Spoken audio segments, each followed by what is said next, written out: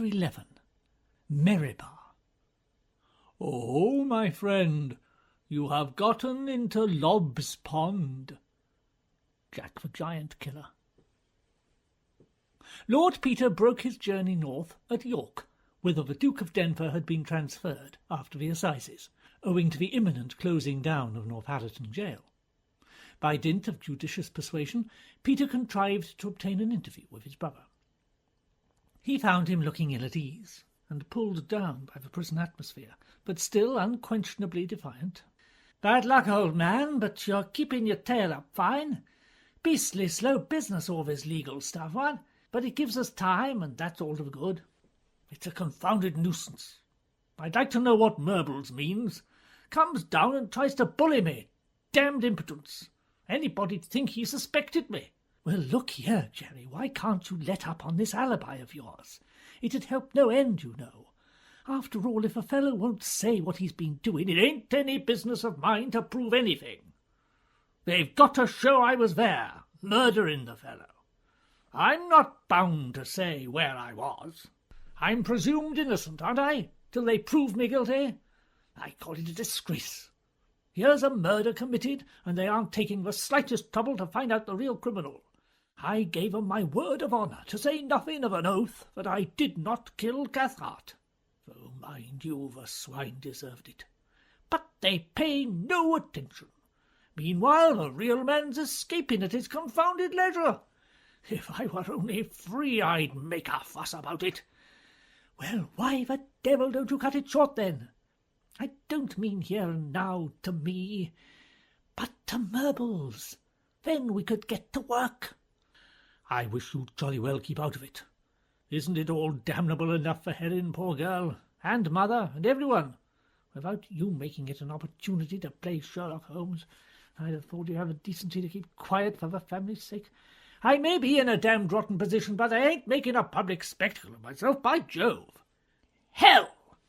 said Lord Peter, with such vehemence that the wooden-faced warder actually jumped. "It's you that's making the spectacle. It need never have started but for you.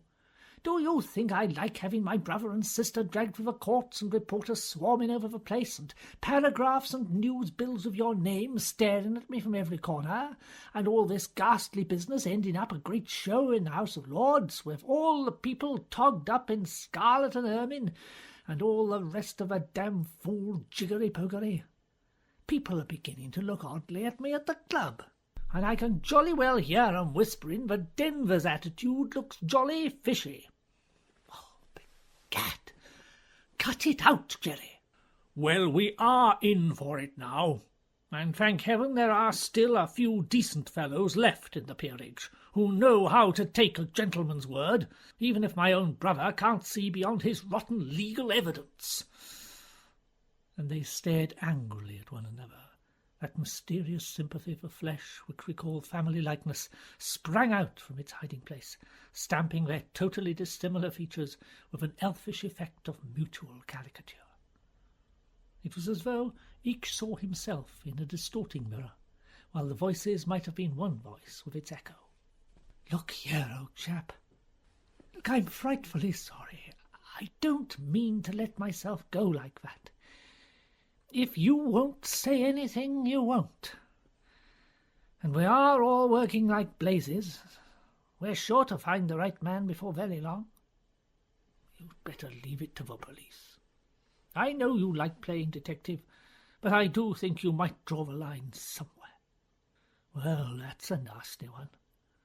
But I don't look on this as a game, and I can't say I'll keep out of it, because I know I'm doing valuable work.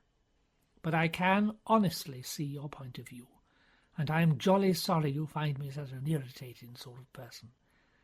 I suppose it's hard for you to believe I feel anything, but I do, and I'm going to get you out of this, if Bunter and I both perish in the attempt. Well, so long. That warder's just about waking up now. He'll be saying 'Time, gentlemen,' in a minute. Cheerio, old thing. Good luck."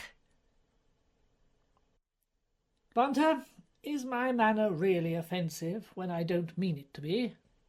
"It is possible, my lord, if your lordship will excuse me saying so." but the liveliness of your lordship's manner may be misleading to persons of limited— be careful, Bunter— limited imagination, my lord. Ah, well-bred English people never have imagination. Certainly not, my lord. I meant nothing disparaging. Well, Bunter— oh, Lord, there's a reporter. Hide me quick. In here, my lord. Mr. Bunter whisked his master into the cool emptiness of the cathedral. I venture to suggest, my lord, that we adopt the attitude and external appearance of prayer, if your lordship would excuse me. Peeping through his fingers, Lord Peter saw a verger hastening towards them, rebuke depicted on his face. At that moment, however, the reporter entered in headlong pursuit, tugging a notebook from his pocket. The verger leapt swiftly on new prey. The window under which we stand is called the Seven Sisters of York.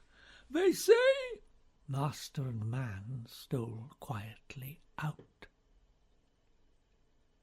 For his visit to the market town of Stapley, Lord Peter attired himself in an aged Norfolk suit, stockings with sober tops, an ancient hat turned down all round, stout shoes, and carried a heavy ash-plant. It was with regret that he abandoned his usual stick, a handsome malacca, marked off in inches for detective convenience, and concealing a sword in its belly and a compass in its head. He decided, however, that it would prejudice the natives against him, as having a town-bred, not to say supercilious, air about it. The sequel to this commendable devotion to his art forcibly illustrated the truth of Gertrude Reed's observation, "All this self-sacrifice is a sad mistake." The little town was sleepy enough as he drove into it in one of the Riddlesdale dog-carts, Bunter beside him, and the under-gardener on the back seat. For choice he would have come on a market day, in the hope of meeting Grimethorpe himself, but things were moving fast now, and he dared not lose a day. It was a raw, cold morning, inclined to rain. "Which is the best inn to put up at, Wilkes?" "There's the Bricklayer's Arms, my lord. It's a fine, well-thought-of place. Or there's the Bridge and Bottle in the square. Or there's the Rose and Crown, the other side of the square." "Where do folks usually put up on market days?" "Oh, maybe Rose and Crown's most popular. Tim Watchet, landlord's a rare gossip, see. Now, Greg Smith, over t'other way at Bridge and Bottle, he's not but a grimely surly man, but he keeps good drink." "Yes, well, I fancy, Bunter, our man will be more attracted by surliness and good drink than a genial host. For Bridge and Bottle for us, I fancy. If we draw a blank there, we'll toddle over to the Rose and Crown and pump the garrulous Watchet." Accordingly they turned into the yard of a large, stony-faced house, whose long, unpainted sign bore the dim outlage of a bridge embattled, which local etymology had, by a natural association of ideas, transmogrified into the Bridge and Bottle. To the grumpy ostler who took the horse, Peter, with his most companionable manner, addressed himself. "Nasty raw morning, isn't it?" "Yeah." "Give him a good feed. I may be here some time." "Not many people about today, what?" "But I expect you're busy enough market days." "People come from a long way round, I suppose." "Up!" The horse walked 3 steps forward. "Whoa!" The horse stopped, with the shafts free of the tugs. The man lowered the shafts to grate viciously on the gravel. "Come on up," said the ostler, and walked calmly off into the stable, leaving the affable Lord Peter as thoroughly snubbed as that young sprig of the nobility had ever found himself. I am more than convinced that this is Farmer Grimethorpe's usual house of call. Let's try the bar. Wilkes, I shan't want you for a bit. Get yourself lunch, if necessary. I don't know how long we shall be." "Very good, my lord." In the bar of the Bridge and Bottle they found Mr. Greg Smith, gloomily checking a long invoice. Lord Peter ordered drinks for Bunter and himself. The landlord appeared to resent this as a liberty, and jerked his head towards the barmaid. It was only right and proper that Bunter, after respectfully returning thanks to his master for his half-pint, should fall into conversation with the girl, while Lord Peter paid his respects to Mr. Smith. "Ah, that was good stuff, that, Mr. Smith. I was told to come here for real good beer, and by Jove, I've been sent to the right place." "'Tisn't what it was. Note's good these days." "Well, I don't want better. Oh, by the way, is Mr. Grimethorpe here today?" "Eh? "Mr. Grimethorpe in Stapley this morning, do you know?" How do I know?" "I thought he always put up here." "Ah!" Perhaps I mistook the name. I fancied he'd be the man to go where the best beer is." "Aye?" "Oh, well, if you haven't seen him, I don't suppose he's come over today." "From where?" "Into Stapley." "Well, doesn't he live here? He can come and go without my knowing." "Oh, of course." Wimsey staggered under the shock, and then grasped for misunderstanding. "I don't mean Mr. Grimethorpe of Stapley. Mr. Grimethorpe of Grinder's Hole." "Well, why didn't you say so? Him?" "He comes on market days, I expect." "Sometimes. It's a longish way. One can put up for the night, I suppose." "Does you want to stay night?" "Oh, no, I don't think so. I was just thinking about my friend Mr. Grimethorpe. I dare say he often has to stay the night." He does." "Does he stay here?" "Nay." "Oh, for all the natives are as oyster-like as this, I shall have to stay the night. Well, well, next time he drops in, say I asked after him." "And who might that be?" "Oh, Brooks of Sheffield. Good morning. I won't forget to recommend your beer." Mr. Smith grunted. Lord Peter strolled slowly out, and before long Mr. Bunter joined him, coming out with a brisk step and the lingering remains of what, in anyone else, might have been taken for a smirk. "Well, I hope the young lady was more communicative than that fellow." "I found the young person perfectly amiable, my lord, but unhappily ill-informed. Mr. Grimethorpe is not unknown to her, but he does not stay here. She has sometimes seen him in company with a man called Zedekiah Bone." "Well, suppose you look for Bone and come and report progress in a couple of hours. I'll try the Rose and Crown. We'll meet at noon under that thing."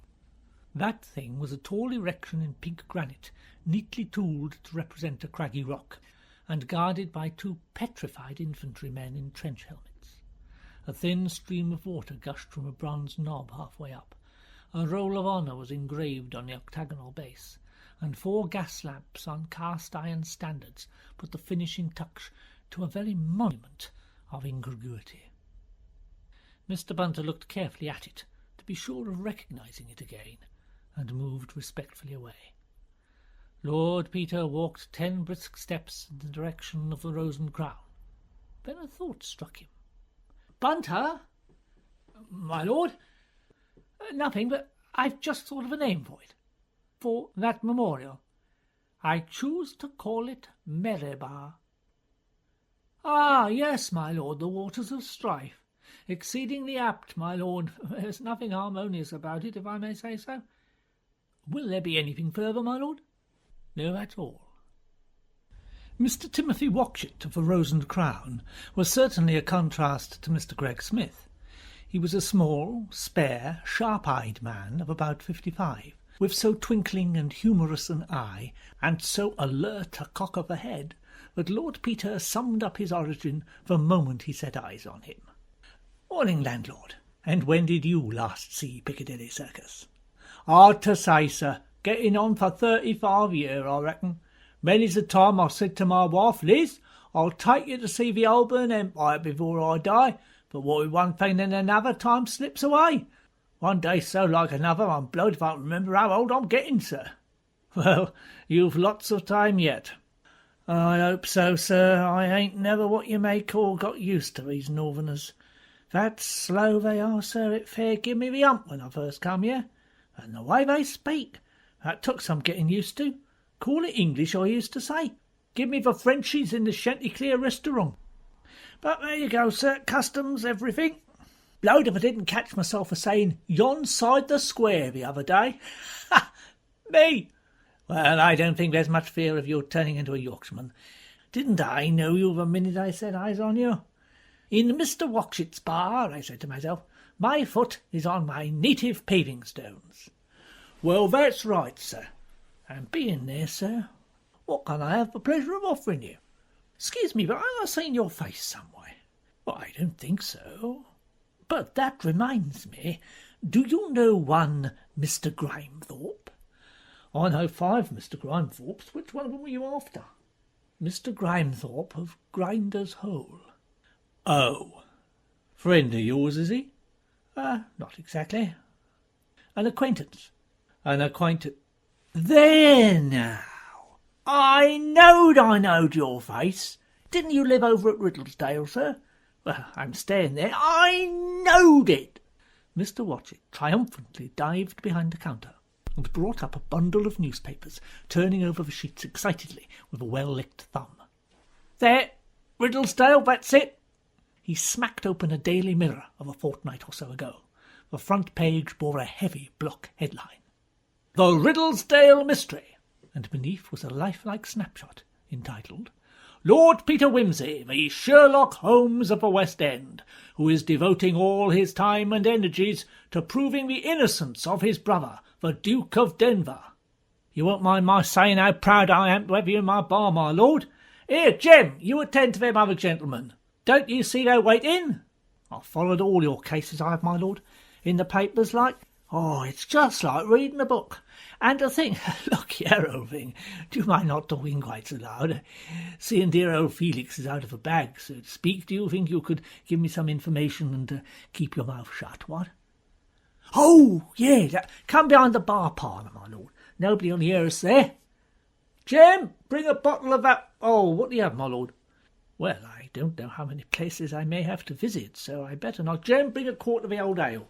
It's special, that's what it is, my lord. I ain't found none like it, except maybe once at Oxford. Right, thanks, Jem. You get along sharp, attend to them customers. Now, my lord. Mr. Watchett's information amounted to this. But Mr. Grimethorpe used to come to a Rose and Crown pretty often, especially on market days. Then about 10 days previously he'd come in latish, very drunk and quarrelsome, with his wife, who seemed, as usual, terrified of him. Grimethorpe had demanded spirits, but Mr. Watchett had refused to serve him. There had been a row, and Mrs. Grimethorpe had endeavoured to get her husband away. Grimethorpe had promptly knocked her down, with epithets reflecting upon her virtue, and Mr. Watchett had at once called upon the potman to turn Grimethorpe out, refusing to have him in the house again. He had heard it said on all sides that Grimethorpe's temper, always notoriously bad, had become positively diabolical of late. Could you hazard, so to speak, a calculation as to how long, or since when? Well, my lord, come to think of it, especially since the middle of last month, perhaps a bit earlier.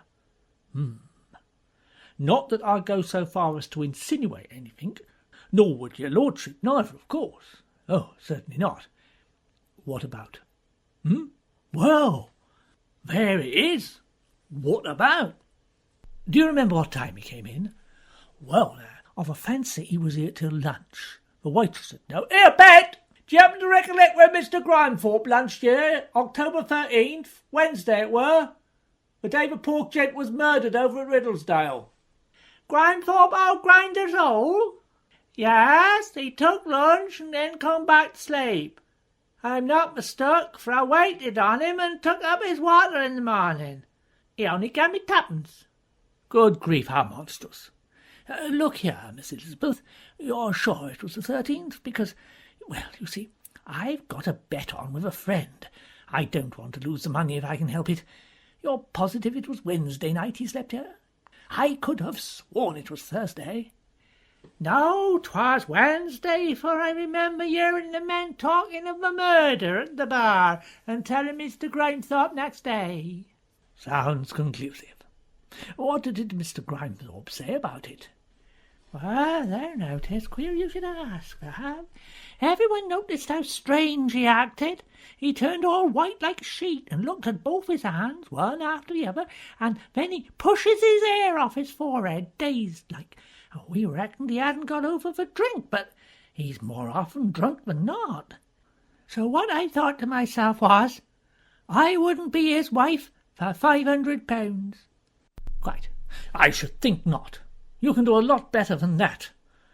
I suppose I've lost my money. By the way, what time did Mr. Grimethorpe come into bed? Close on to him morning. He were locked out. Jem had to go down and let him in. Oh, is that so? Well, I might try to get out on a technicality, eh, Mr. Watchett? 2 o'clock is Thursday, isn't it? I'll work that for all it's worth. Thanks frightfully. That's all I want to know. Bet grinned and giggled herself away, comparing the generosity of the strange gentleman with the stinginess of Mr. Grimethorpe. Peter rose. I'm no end obliged, Mr. Watchett.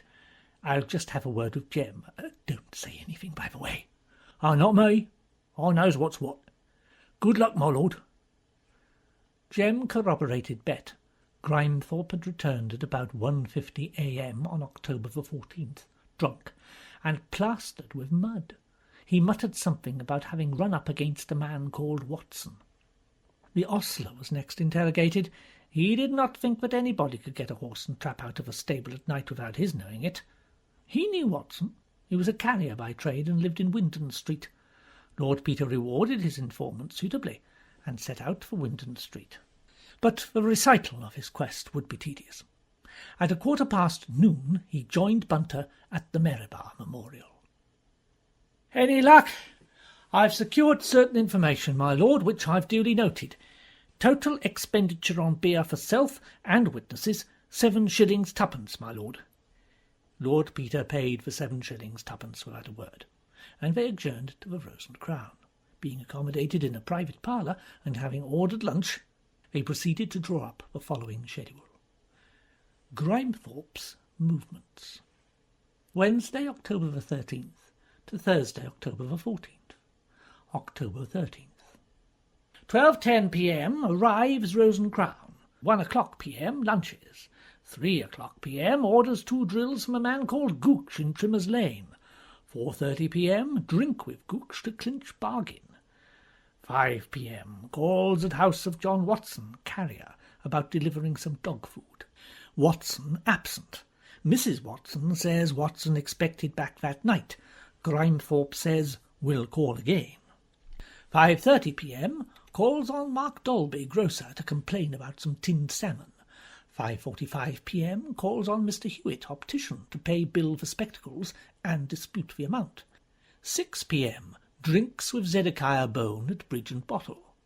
6:45 p.m. calls again on Mrs. Watson. Watson not yet home. 7 p.m. seen by Constable Z15 drinking with several men at Pig and Whistle. Heard to use threatening language with regard to some unknown person.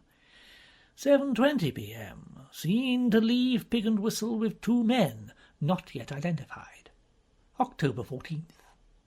1:15 a.m. picked up by Watson carrier about a mile out on road to Riddlesdale, very dirty and ill-tempered and not quite sober. 1:45 a.m. let into Rose and Crown by James Johnson, potman. 9 a.m. called by Elizabeth Dobbin. 9:30 a.m. in bar of Rose and Crown. Hears of man murdered at Riddlesdale. Behaves suspiciously. 10:15 a.m. cashier's cheque. £29, 17 shillings and 8pence at Lloyd's Bank. 10:30 a.m. pays Gooch for drills. 11:05 a.m. leaves Rose and Crown for Grinder's Hole. How far to Riddlesdale, Bunter? About 13 3/4 miles, my lord. And the shot was heard at 10:55. Well, it couldn't be done on foot. Did Watson explain why he didn't get back from his round till 2 in the morning? Yes, my lord. He says he reckons to be back at about 11, but his horse cast a shoe between King's Fenton and Riddlesdale. He had to walk him quietly into Riddlesdale, about 3 miles, getting there about 10, and then knock up the blacksmith. He turned into the Lord in Glory till closing time, and then went home with a friend and had a few more. At 12:40 he started off home and picked Grimethorpe up a mile or so out near the crossroads. Sounds circumstantial. The blacksmith and the friend ought to be able to substantiate it. But we simply must find those men at the Pig and Whistle. Yes, my lord. I'll try again after lunch. It was a good lunch, but it seemed to exhaust their luck for the day, for by 3 o'clock the men had not been identified, and the scent seemed cold. Wilkes the groom, however, had his own contribution to the inquiry. He had met a man from King's Fenton at lunch, and they had naturally got to talking over the mysterious murder at the lodge, and the man had said that he knew an old man living in a hut on the fell, who said that on the night of the murder he'd seen a man walking over Wemmerling Fell in the middle of the night. It had occurred to Wilkes that it might be his Grace. Further inquiries elicited that the old man's name was Groot, and that Wilkes could easily drop Peter and Bunter at the beginning of the sheep path which led up to his hut. Now, had Lord Peter taken his brother's advice and paid more attention to English country sports than to incunabula and criminals in London? Or had Bunter been brought up on the moors rather than in a Kentish village? Or had Wilkes, who was a Yorkshireman bred and born, and ought to have known better, not been so outrageously puffed up with a sense of his own importance in suggesting a clue, and with impatience to have that clue followed up without delay? Or had any one of the three exercised common sense? This preposterous suggestion would never have been made, much less carried out, on a November day in the North Riding. As it was, however, Lord Peter and Bunter left the trap at the foot of the moor path at 10 minutes to 4, and dismissing Wilkes, climbed steadily up to the wee hut on the edge of the fell. The old man was extremely deaf, and after half an hour of interrogation his story did not amount to much. On a night in October, which he thought might be the night of the murder, he had been sitting by his peat fire when about midnight, as he guessed, a tall man had loomed up out of the darkness. He spoke like a southerner, and said he had got lost on the moor. Old Groot had come to his door and pointed out a track down towards Riddlesdale. The stranger then vanished, leaving a shilling in his hand. He could not describe the stranger's dress more particularly than that he wore a soft hat and an overcoat, and, he thought, leggings. He was pretty sure it was the night of the murder, because afterwards he had turned it over in his mind, and made out that it might have been one of yon folk at the lodge, possibly the Duke. He had only arrived at this result by a slow process of thought, and had not come forward, not knowing whom or where to come to. With this the inquirers had to be content, and presenting Groot with 50 they emerged upon the moor at something after 5 o'clock. "Bunter, I am abso-bally-lutely positive that the answer to all this business is at Grinder's Hole." "Very possibly, my lord." Lord Peter extended his finger in a southeasterly direction. "That is Grinder's Hole. Let's go." "Very good, my lord." So, like two Cockney innocents, Lord Peter and Bunter set forth at a brisk pace down the narrow moor track towards Grinder's Hole, with never a glance behind them for the great white menace rolling silently down through the November dusk from the wide loneliness of Wemmerling Fell. "Bunter! Here, my lord." "Oh, thank God. I thought you disappeared for good. I say, we ought to have known better." "Yes, my lord." It had come on them from behind in a single stride, thick, cold, choking, blotting each from the other, though they were only a yard or two apart. "I'm a fool, Bunter." "Not at all, my lord." Don't move. Go on speaking." "Yes, my lord." Peter groped to the right and clutched the other's sleeve. Now what are we to do?" "I couldn't say, my lord, having no experience. Has the phenomenon any habits, my lord?" "No regular habits, I believe. Sometimes it moves, other times it stays in one place for days." "And we can't wait all night and see if it lifts at daybreak?" "Yes, my lord. It is unhappily somewhat damp." "Somewhat, as you say. Beg your pardon, my lord." "If we go south-east, we shall get to Grinder's Hole, and they'll jolly well have to put us up for the night, too, or give us an escort. I've got my torch in my pocket, and we can go by compass." "Oh, hell! My lord, it's the wrong stick, for beastly ash. No compass. Bunter, we are done in." "Can't we keep going on downhill, my lord?" Well, recollections of what he had heard and read surged up in Lord Peter's mind to tell him that uphill or downhill seems much the same in fog, but man walks in a vain shadow. It is hard to believe that one is really helpless. The cold was icy. "We might try," I have heard it said, my lord, within a fog one always walks round in a circle, not on a slope, surely. Bunter, being out of his element, had, for once, no good counsel to offer. Well, we can't be much worse off than we are. We'll try it, and keep on shouting. He grasped Bunter's hand, and they strode gingerly forward into the thick coldness of the fog. How long that nightmare lasted, neither could have said. The world might have died about them. Their own shouts terrified them, and when they stopped shouting the dead silence was more terrifying still. They stumbled over tufts of thick heather, and it was amazing how, deprived of sight, they exaggerated the inequalities of the ground, and it was with very little confidence that they could distinguish uphill from downhill. They were shrammed through with cold, yet the sweat was running from their faces with strain and terror. Suddenly, from directly before them, as it seemed, and only a few yards away, there rose a long, horrible shriek, and another, and another. My God, what's that? It's a horse, my lord. Of course. They remembered having heard horses scream like that. There had been a burning stable near Poperinghe. Poor devil. Peter started off impulsively in the direction of the sound, dropping Bunter's hand. Come back, my lord! And then, with a frightened burst of enlightenment, For God's sake, my lord, the bog! A sharp shout in the utter blackness. Keep away there! Don't move! It's got me! And a dreadful sucking noise.